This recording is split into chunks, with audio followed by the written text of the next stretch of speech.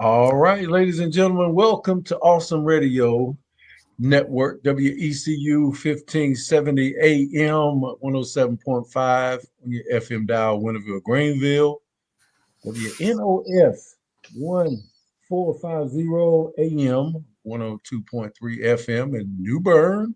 That's right, 1450 AM and 102.3 FM in New Bern, North Carolina. I'm liking this. Rocky Mount. WYLTLP 100.3 FM. All right, ladies and gentlemen, this is Let's Talk Real Life with Miss Nada Manning. I'm your co-host, Coach Vernon Garrison, and we love you being here today. So thank you for your time. We have a great show planned for you today. So thank you, and don't mind if you send us a comment, like, share, subscribe on GPAT23, Facebook and YouTube, Awesome Radio, Facebook and YouTube. Those are the social platforms we carry. All right. Well, without further delay, here's our teacher, Miss Nada Manning. Hello. Hi, hello everybody. Hello, Coach. Glad to be here again.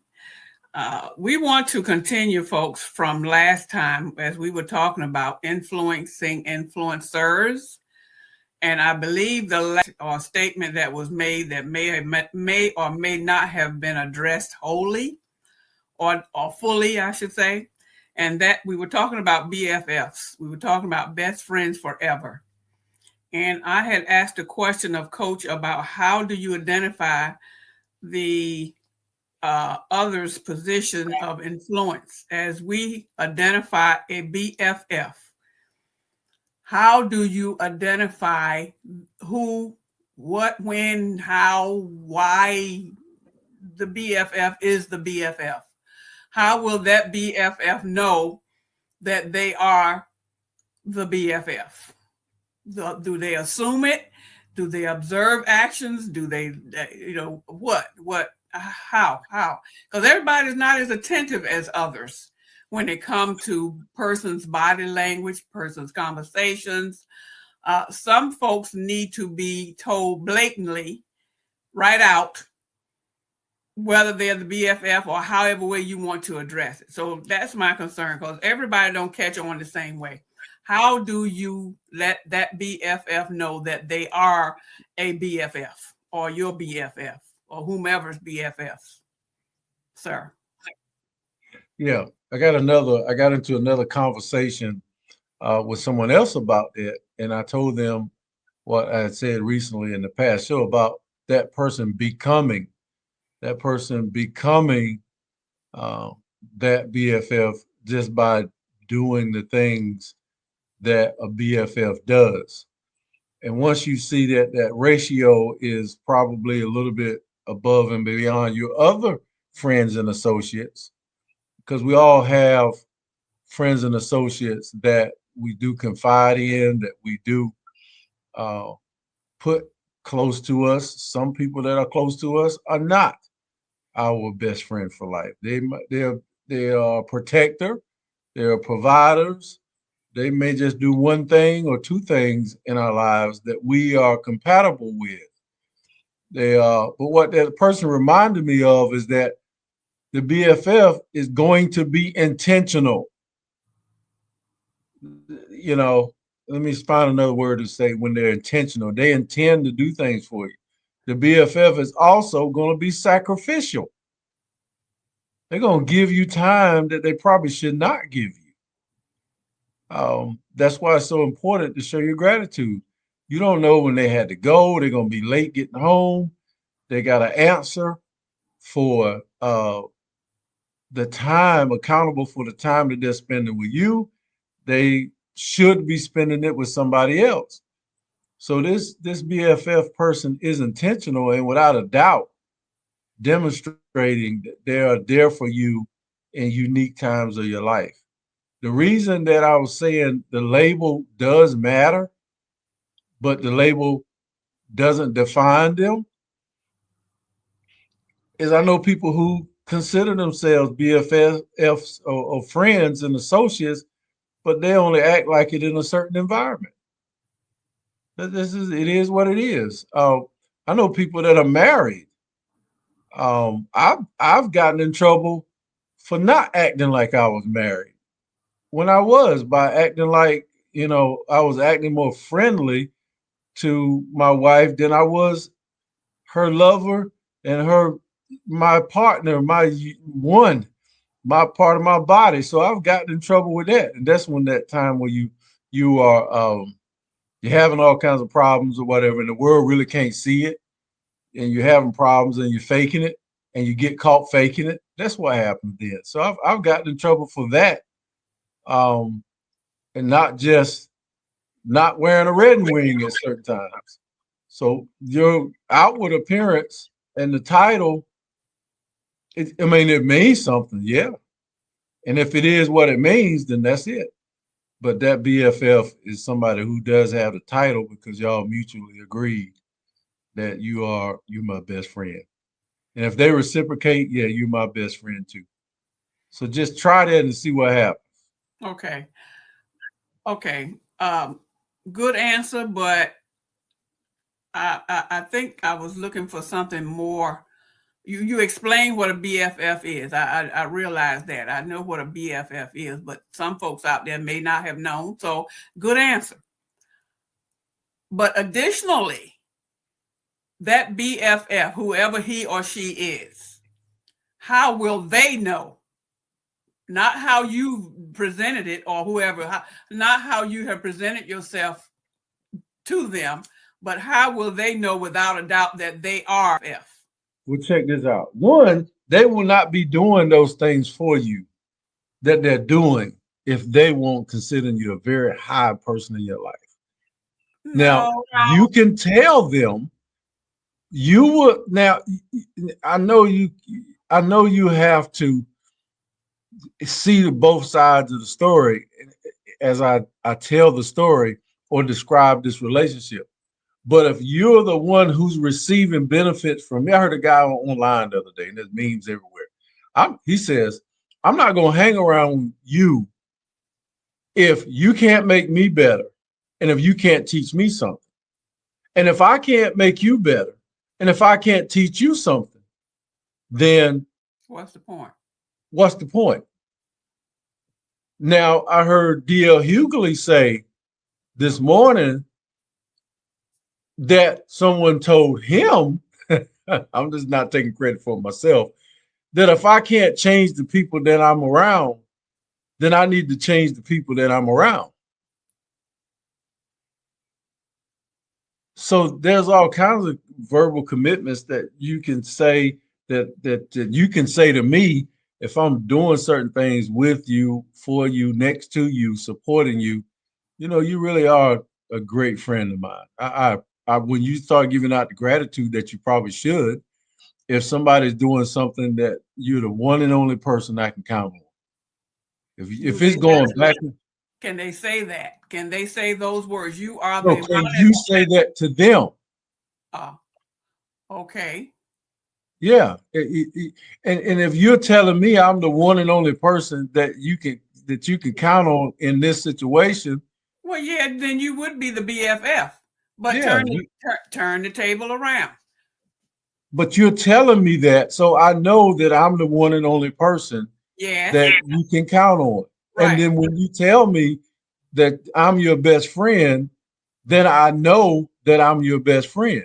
Yeah. That's how I know that I'm your best friend. You telling me that. So, other words, it works both ways. Yeah. Whenever, that's my point. It works both ways. Okay. Is there such a thing as it being a one-way street? I'm your best friend, folks. You saying, folks, I hope you're listening to us because I know I'm not the only one trying to get this straight. Yeah. If I'm telling you that you are my best friend, how am I going to know that you turn it around? If you are my best friend, how am I going to know I'm your best friend? Unless you tell me. When I tell you. Right. Until then, it's just guessing. Well, here's the thing. It could be yes, because I may not have you that close to me in my circle. Right. That's So right. I may not have you that close to me, or you're just my BFF at work, and we uh, don't associate anywhere else in life except at work. That's what I was talking about, the wife situation, in which 99.9% of people out there probably shouldn't have work wives, but it's usually when you see that you're working well with someone and at work, and it happens to be the person of the opposite sex.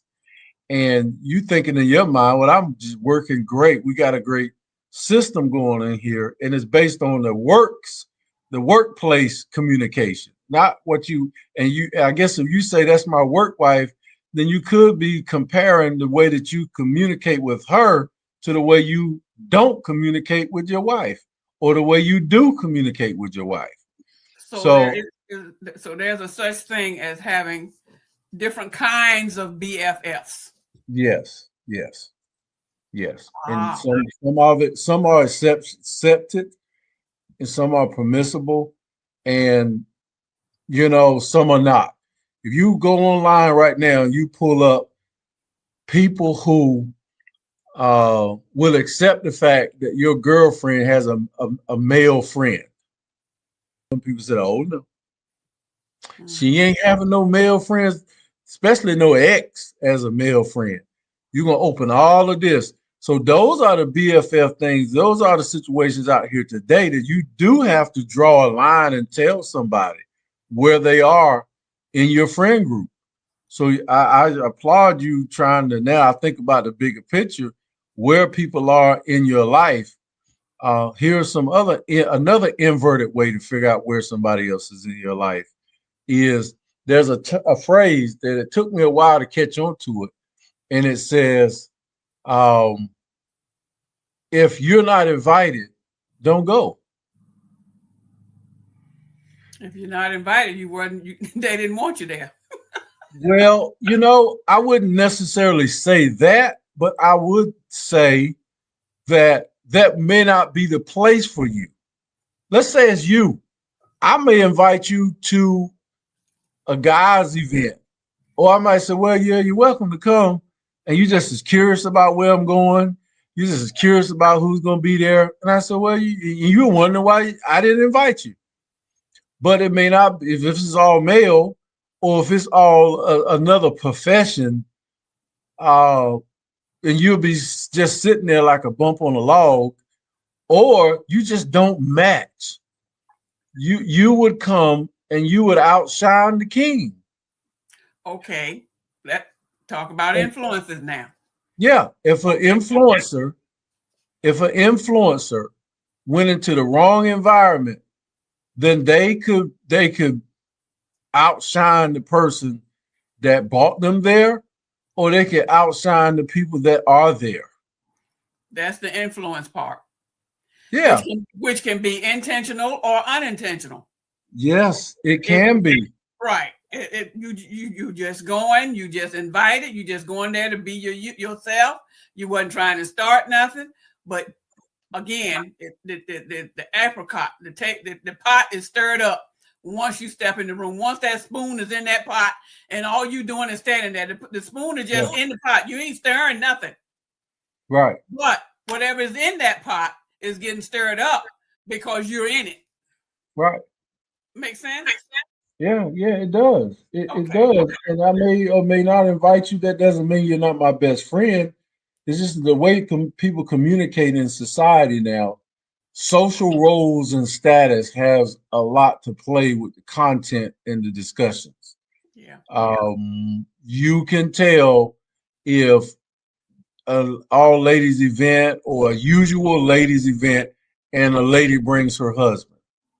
That's just he's sitting out there in the car. Uh, I was uh, I was the executive director over a particular agency one year, and this lady had a boyfriend. This cat came to work with her 2 or 3 times a week and sat in the car most all the day. Why? Yeah, just sat. I would walk out and I see the seat laid back, and I would see this guy. Then I come back from lunch, and I see him in that car. So I don't know what was going on, but you fit in certain situations, and we have statuses with each other, and that's where the BFF is. And that BFF is the mutual influence in your life that's very powerful. Handle them with kid gloves. And now that Ms. Nada is talking about this, make sure that they know what quadrum they're the BFF in your life is all about. I was making fun of a lady counseling another lady whose husband cusses her out all the time. That's why I was laughing at the end of the last show, because I was doing this little skit inside my head, and I was basically saying some people, you really got to be aware of the position you have in their lives when you tell them to leave their spouse. When you give them certain recommendations, you really got to turn the tables and really go into what you're saying, because even you got to check out if it's a life or death situation. Sure, they got to get out of there. That's the advice I give. The moment you start to hurt each other physically, you got to go. And now you got to go. And if God tells you otherwise, I got you. But I'm going to say, humanly wise, you got to go. I'm going to err on the side of, I ain't tell you leave your husband forever. But when he start laying hands on you and he ain't praying or as intimacy, then we got a problem, because he's messing up my neighborhood. He's messing up our lifestyle here in Eastern North Carolina. And even if he go to jail, he's making all the kings look bad. And so these kings got to understand, to put your hand on a queen, that's not what we all need to look like. We ain't but a few of us out here. Some of us are kings, and some of us are acting like kings, and some of us are becoming kings. So you're putting your hand on your wife, you're doing certain things in crime. We're all connected. So I would say leave. But anyway, you got to be careful in how you identify with yourself as a BFF in a very powerful position. Even if you might not get called on to go out with them or to fellowship them once a month, twice a month, they might only call you when they need you. No, you said something earlier. Could it be one-sided? That's just downright out manipulation. Because I'm keep getting and getting and getting from you, and I'm not putting back anything that I'm getting from you. And then you're gonna figure it out one day, and it's gonna break your heart.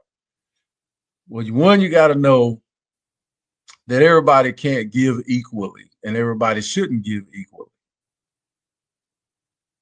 Everybody can't give equal to your contributions, and everybody shouldn't be trying to measure themselves up to you and give what you give. But everybody should be themselves. And me as myself, I should be valuable to you. I should be as valuable to you as a human being can be in an appropriate setting. That's just so I may give just a little bit, and the equity of that, what I've given, just giving you the key to my car. You know how much that car means to me? And it's halfway running sometime. So if I let you get the key to that Honda, that's more than giving the key to a limousine, because it's the only vehicle that I got rolling right now. So that, you see how that, so the value of your life and that other person's life is going to be almost equal. And then you shouldn't be helping someone based on what they have. What do I mean by that? If they don't have $100 and you're going to give them $200, you see the problem right there? They don't have that $100 to pay you back. So why are you giving them money based on what they have? Give them money as a gift, and you don't have to worry about it. Give them money out of somebody else's cistern or river or stock house or storehouse then you got me to worry about, and then you got them, the fact that they're not going to pay you back and they can't pay you back. So I would rather give you $50 and not expect anything back than give you my last $100 and then jeopardize our relationship. So this thing has got to be balanced and fair to you, and they got to be balanced and fair from their position. I ain't got nothing to do with it. $50 won't be enough to pay everything. I'm not the only person in your life, is what I'm saying. But anyway, that's a element of a relationship between a BFF. And a lot of times they do bargains like that go well, cover for each other, give money to each other. Some BFFs can wear the same clothes, same shoes. Yeah, they can trade cars, sleep over at their houses, family cookouts all the time. So, anyways, that's my take on that BFF. You got any more enlightening questions about that? I just wanted some clarity because I know they're confused. But good breakdown. I appreciate it. Thank you. I think that many people out there that are listening have a better understanding now and thinking about their BFFs. Yeah. Or they're what they used to be, because they don't always last forever like it's supposed to. Whatever happens, happens, and it breaks it up. And so a lot of them out there are probably saying, okay, now what is the influence of what once was a BFF and now is no longer? How is that influencing that person who have the loss and their way of thinking about, because the BFF is a very, very important person in lives. They don't come a dime a dozen.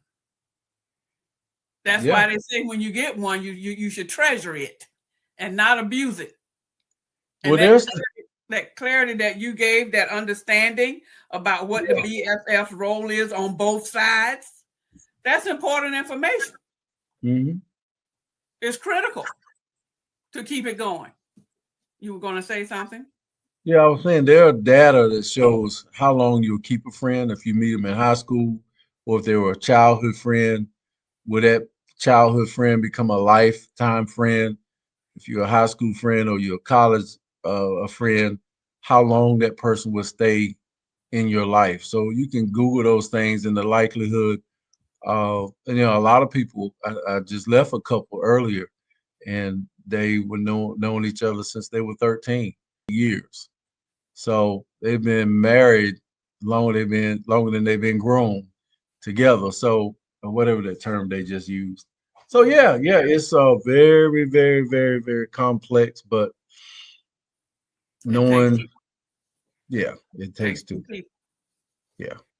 It definitely cannot be one-sided, but clarity is important. Anyway, we want to continue on talking about some influences, building up one another, which is what we were just sharing a few minutes ago in that scenario.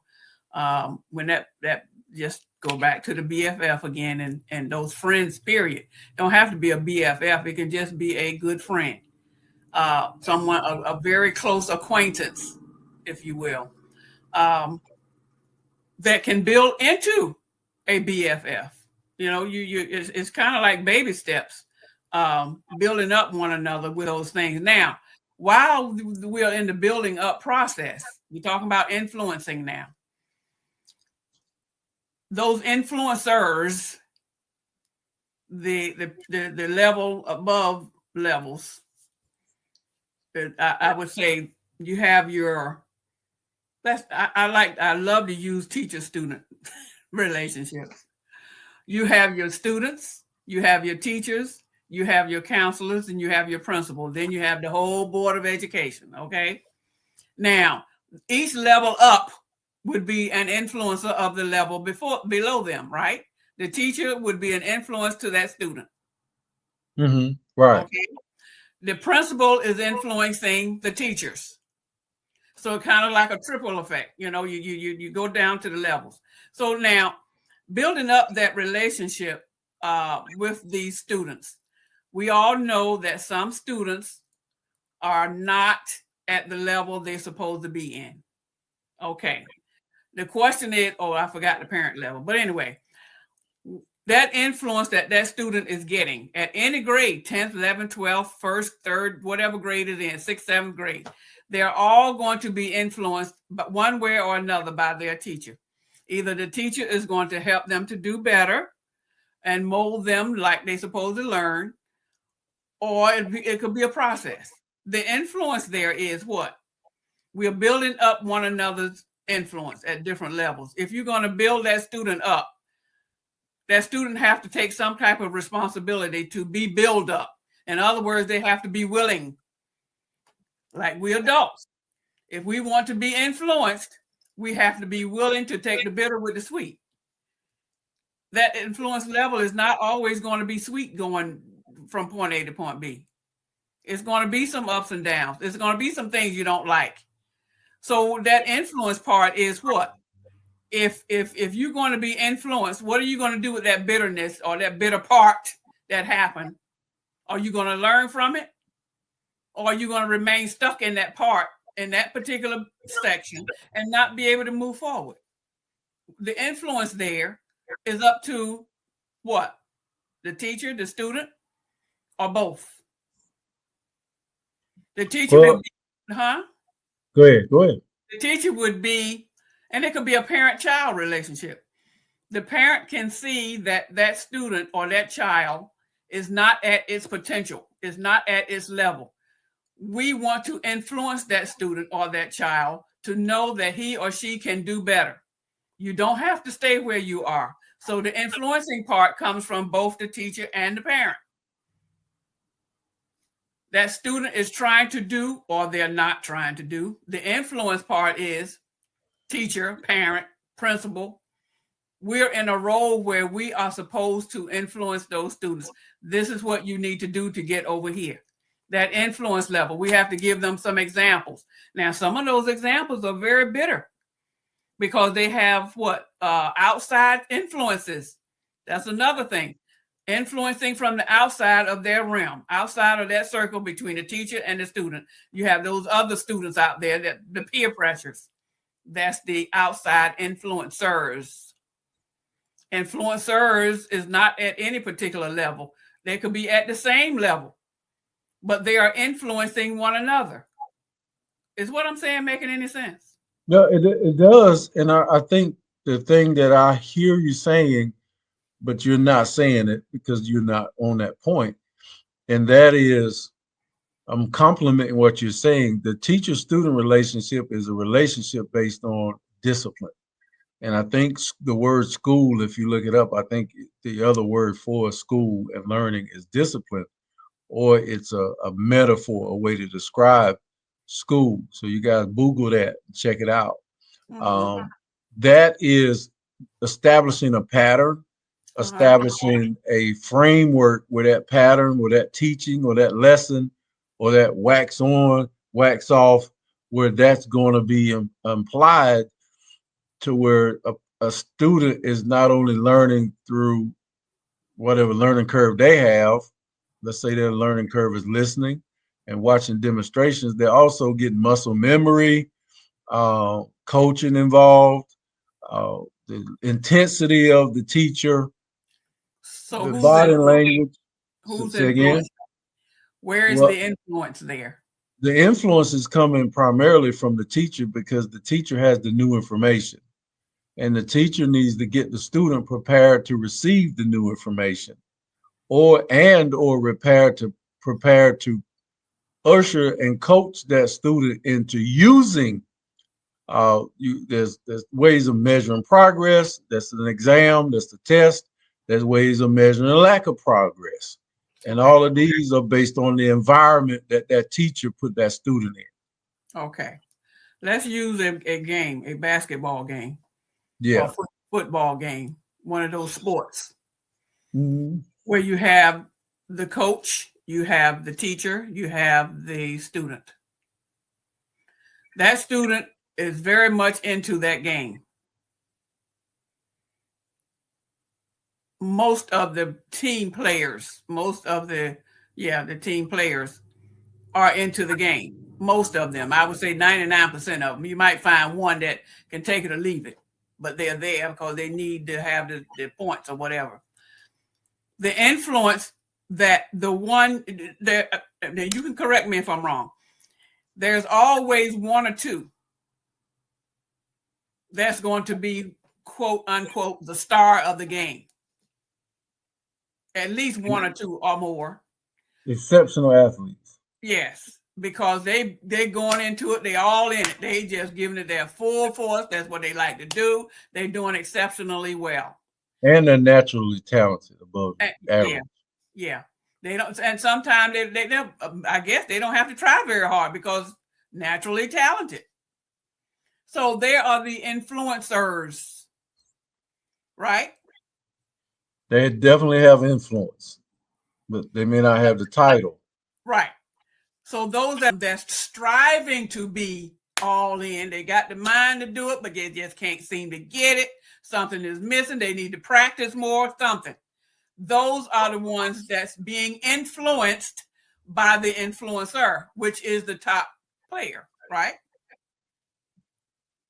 I like what you said. That you did that good because I never thought about this. The players that aren't playing at that level are being influenced by the influence of another athlete. That person may not have that position.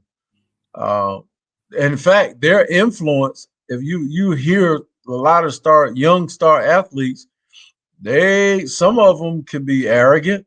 I'm the number one on the team. Their influence, all right. It just makes because they're self-centered. Right. That's up to the head coach to manage that type of behavior, so you won't have an arrogant person. Right. That the team is relying upon. They don't like the person's personality, but they're relying upon them, and they can't play without that person, so they lose when that person is not available anymore. So there's some influence going on there, but other people, they're just receiving the influence. But yeah, they're influencer. Okay. So I was just putting it at that level because we were talking about influencing. What's the top? Influencing the influencers. Yeah, to me, that's a position. I'm not going to give a star athlete a position of an influencer. Now, he is one, but I'm not going to give him a position unless I let him be team captain. Yeah. There you go. Yeah. But as far as he's not a coach. Right. Yeah. Right. So do you agree then that while we are trying to influence others in whatever the position is, right, while we're trying to influence them, whether it be intentional or not, do you agree that sometimes influences are unintentional? Yes. Do you think that those unintentional influences are more effective than the intentional ones?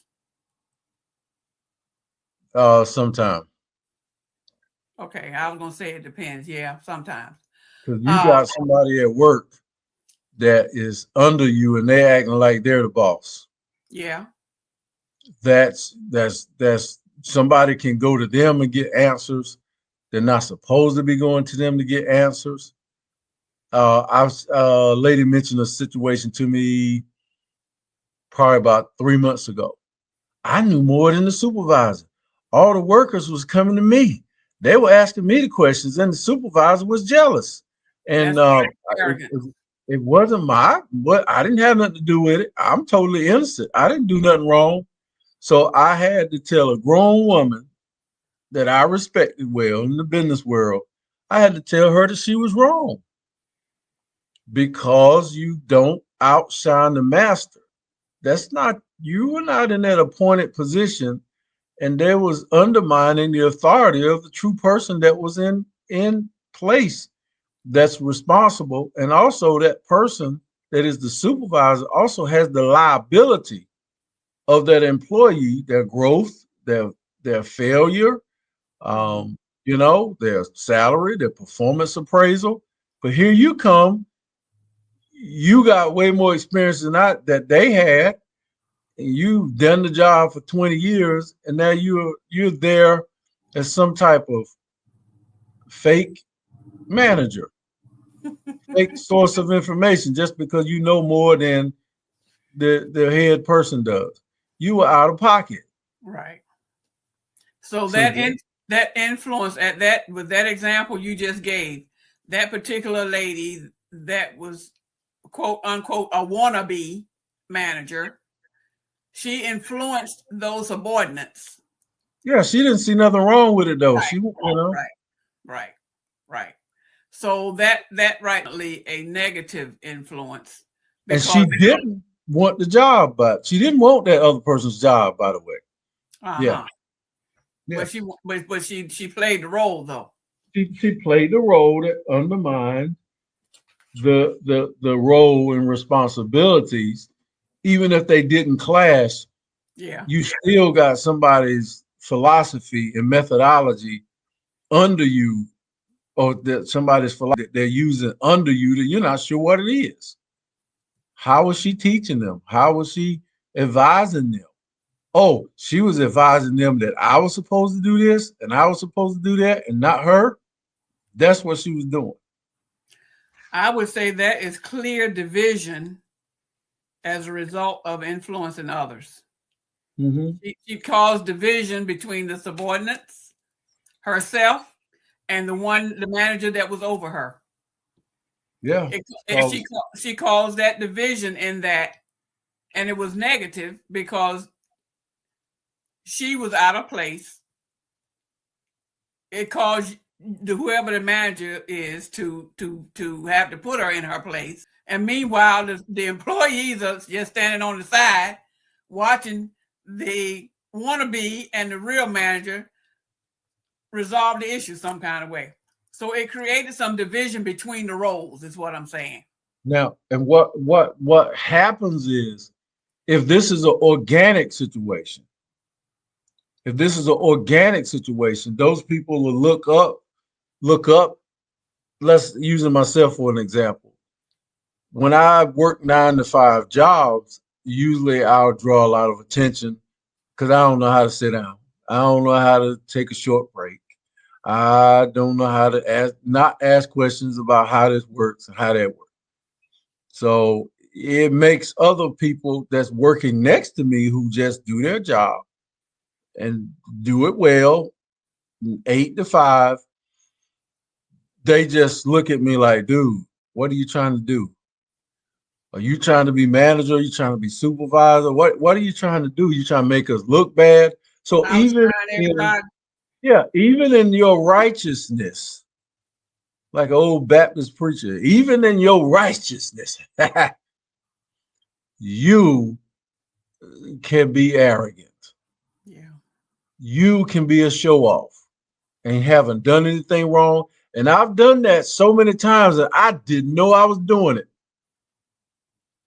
I went in production one year and I was running this machine and running that machine. And then the next thing you know, I could do 2 machines. Next thing you know, I could do 3. I get this one going, put the part in there. Because I was in college, man. I was thinking at my best thinking. Put this machine in there, and I was working at night too. Put that one in there, watch all of them run. Get that one, boom, like I'm playing drums. Everybody sitting there watching me make production go up. Your intention was to what? My intention was just to do the best I could at that job. Produce. But I did not get into the culture. I didn't get in harmony with the rest of the team. So my influence was garbage. Now I had one that I had to do 12 per hour. Now the man done raise it up to where now I got to do 24 per hour. So now what do you think the other person on the other shift behind me thought when I raised the production? Right. From 12 an hour to 24. You were not their BFF, that's for sure. No, sir. I was just as foolish as I could be. So we got to rely on our coaches. We got to rely on our mirrors. We got to be able to accept constructive criticism in love. We just have to. If you look at a lot of documentaries on Michael Jackson and how he casted his visions that people had never seen, he did stuff that didn't come out of the conscience of human beings at all. So I had to watch this person. He would have some of the best musicians in the world. Can you imagine? But each time he corrected them or he was showing them how to do something, they paid attention. And still, when they weren't doing it like he said, which not many people on earth would be doing it like they have ever heard it before, he said, I love you. I love you. Using his little soft voice that he used intentionally. Yeah. I love you. Because you knew that if you work for this guy, this is one of the most original people on earth, and you do what he said. And even in his admonishments and telling them to speed that up, slow that down, he was a master at that. Treat your friends and your students, and students should treat their mentors and teachers with that much reverence. And I think we will get more out of ourselves in the Black community when we reverence and we savor. Mm-hmm. If a person says 10 things, 5 might be silver. Yeah. The other 5 could be gold. You will never hear the golden ones if you shut me down. Oh, he don't know what he's talking about. He just got that position to sit in that office and wear a tie. If you shut me down, you won't get. Let me say something about African Americans, since the country's on color right now. You king, you queen got more in you than the earth has already created. We have more in us that can come out. So if we keep looking back and fighting over what's in front of us, we won't realize, hey, you want me to produce something else? I got you. We'll shut our creativity down, but God has given us these gifts. Yeah. You can't shut him down. No, we can try, but it won't work. I'll create something else that'll make this earth go crazy. Yeah. If you want me to get you to the next universe, there's probably a Black man that could get you to the next universe. They keep trying to go. They ain't just asked the right Black man yet.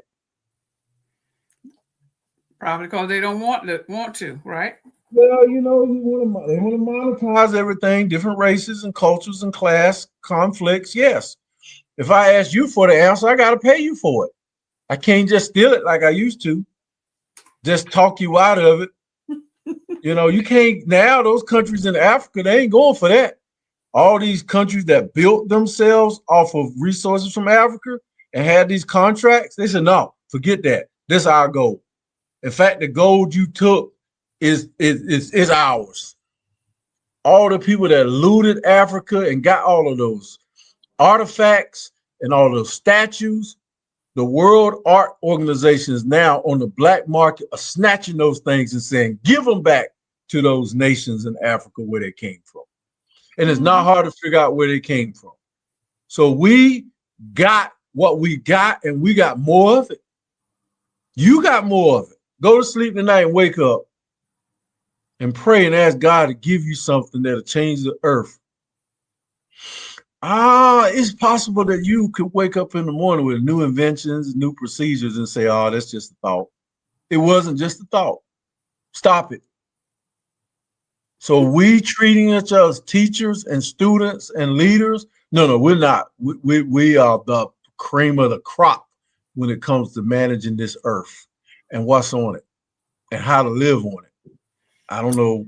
You can debate me if you want, but everybody ain't from this earth. I say that, like, I'm gonna say it one more time this year. I just don't. Now, I don't want to argue with nobody about that, but everybody's not from this earth. Are you done? Yeah.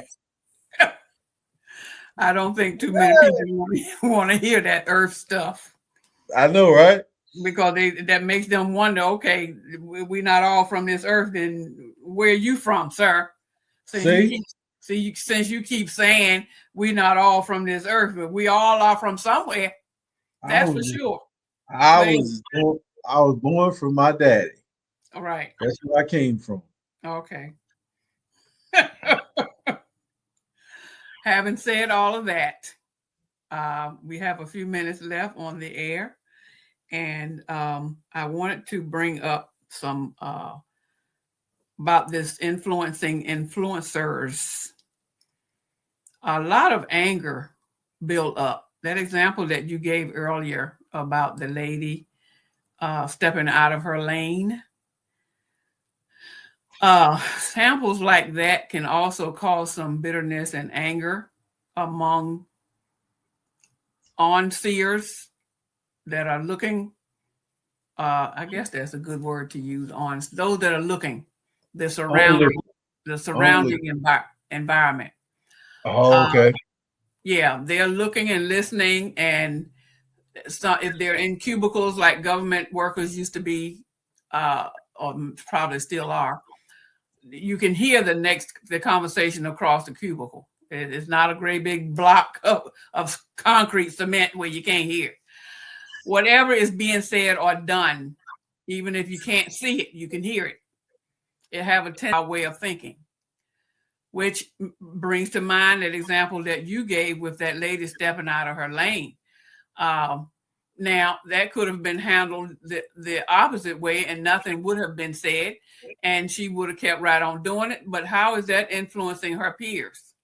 Well, if the boss comes to you and says, help those people, then you are anointed to do it. You are knighted on both shoulders to go forth and preach and teach. It doesn't work though. I am the authority and I have to consent to something like that happening. And you have to get permission. Yes. And it would have been all right if I say, Miss Nader, is it all right if I help these rest of these students?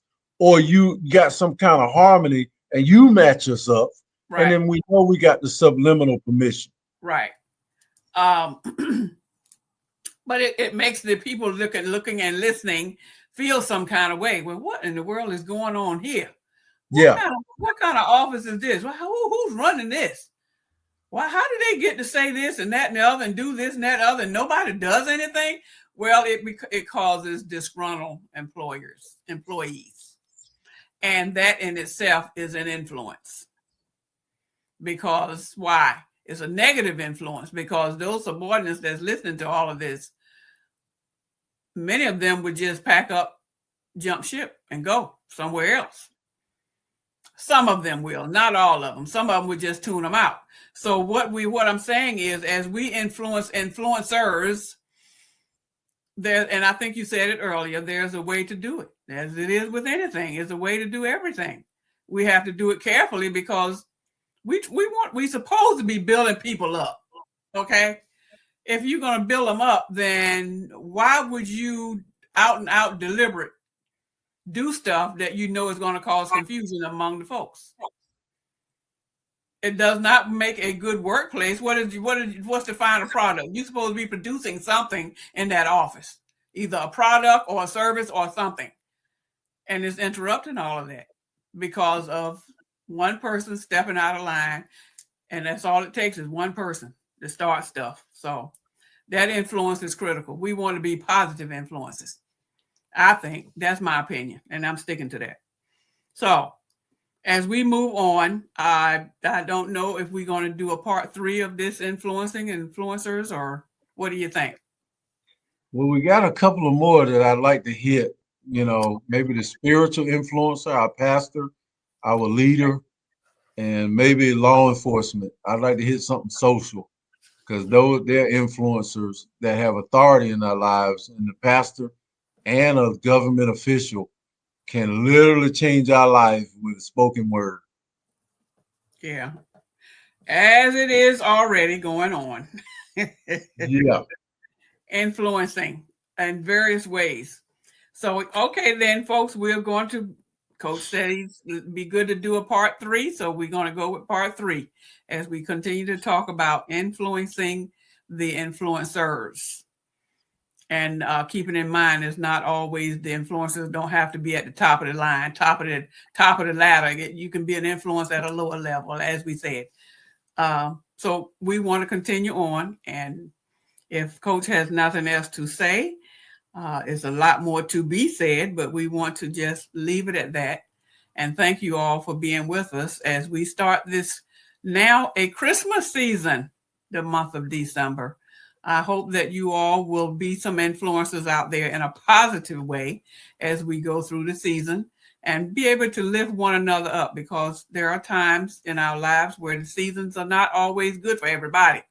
So somebody need an extra hugs, extra attention, an extra good word, all of that to kind of lift them up. Be that influencing person to help someone else by your actions and your words. It can go a long way.